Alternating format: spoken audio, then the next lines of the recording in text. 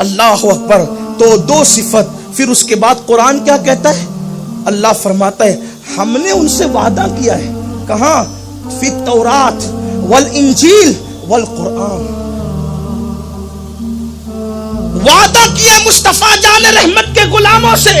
کس میں؟ توریت میں، انجیل میں، قرآن میں. تینوں کتابوں کا تذکرہ کیا گیا. اور پھر اللہ تبارک و تعالی آگے ایک ساتھ 9 صفت بیان کرتا ہے. التائبون، العابدون، الحامدون، السائحون، الراکعون، الساجدون، الآمرون بالمعروف والناہون عن المنکر والحافظون لحدود اللہ وبشر المؤمنین. اب مومن کی 9 صفت میں کتنی اپنے اندر ہے تھوڑا چیک کرتے ہیں، آئینہ دیکھتے ہیں.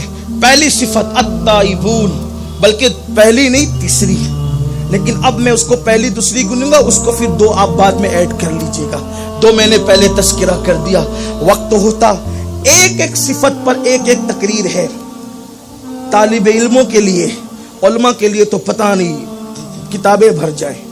ہم لوگ تو خوشہ چین لوگ ہیں، جوتیاں سیدھی کرنے والے. ہمیں کیا آتا ہے؟ لیکن اس کے باوجود بھی جوتیاں سیدھی کرنے کی برکت اپنے مشائخ کی کہ ایک ایک صفت پر ایک ایک کم سے کم ایک ایک تقریر. اور اہل علم کے لیے تو پورا خزانہ ہے. زندگی ختم ہوگی، معنی قرآن ختم نہیں ہوگی. روایت میں آتا ہے، امام اہل سنت نے بھی بیان کیا ہے، نزول قرآن بند ہوا ہے، معنی نزول قرآن عاشقوں کے دل پر آج بھی ہو رہا ہے. قرآن کی جتنی بار آیت پڑھی جائے اتنے اس کے معنی نئے ہوتے جاتے ہیں. التائبون پہلی صفت. اللہ نے مومن کی پہلی صفت بیان کی، توبہ کرنے والے، یعنی وہ کثرت سے توبہ کرتے ہیں. ان کی زندگی کا ہر لمحہ توبہ کرتے گزرتا ہے. کچھ لوگوں کو توبہ کرنے میں بڑی شرم ہے. یاد رکھنا یہ تکبر کی علامت ہے. جو توبہ نہیں کرتا اس کو شیطان بنایا جاتا ہے، اور جو توبہ کرتا ہے اس کو آدم بنایا جاتا ہے. فرق آدمی اور شیطان میں یہی ہے کہ وہ اکڑ گیا اور آدم نے 200 سال تک آنسو بہائے. 200 سال تک پتہ چلا. اور پھر یہ حضرت آدم کے آنسو تھے.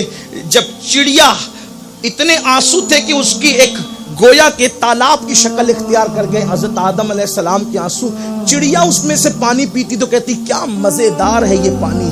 تو حضرت آدم کہتے یہ پانی نہیں ہے، یہ کسی کے ندامت کے آنسو ہے. ندامت کے آنسو میں لذت یوں ہی ہوا کرتی ہے. تو التائبون توبہ کرنے والے. گنہگار توبہ کرے تو گناہ معاف ہوتے ہیں، نیکوکار توبہ کرے تو درجات بلند ہوتے ہیں.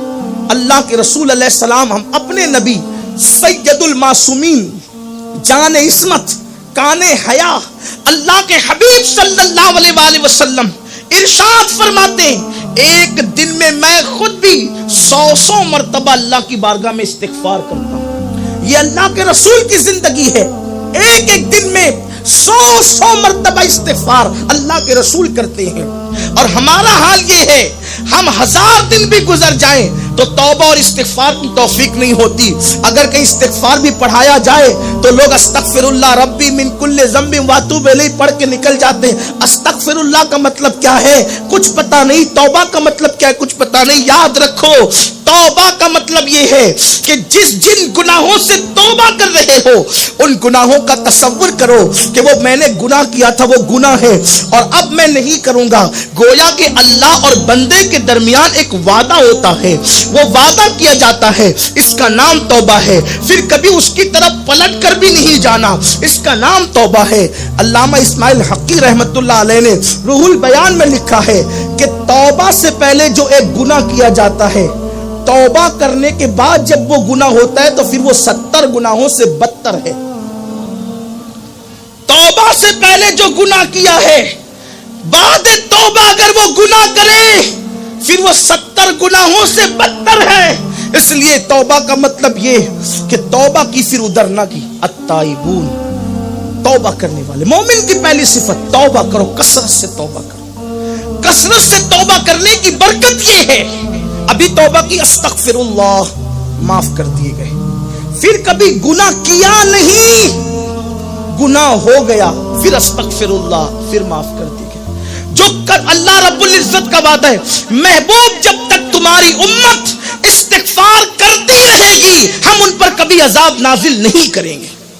استغفار کرتے رہو، 100 مرتبہ تو فجر میں پڑھ لو، شام کو پڑھ لو، پڑھتے رہو استغفار۔ حدیث پاک کا مفہوم ہے جو 100 بار استغفار پڑھے گا اللہ اس کو ایسی جگہ سے روزی عطا کرے گا جہاں اس کا گمان بھی نہیں جائے گا۔ جو کثرت سے توبہ کرے اللہ اس کو فرما بردار اولاد دے گا، اس کی کھیتی میں کبھی قید سالی نہیں آئے گی، اور وہ جہاں موجود رہے گا وہاں بارش کبھی روکی نہیں جائے گی۔ التائبون پہلی صفت مومنوں کی توبہ کرنے والے۔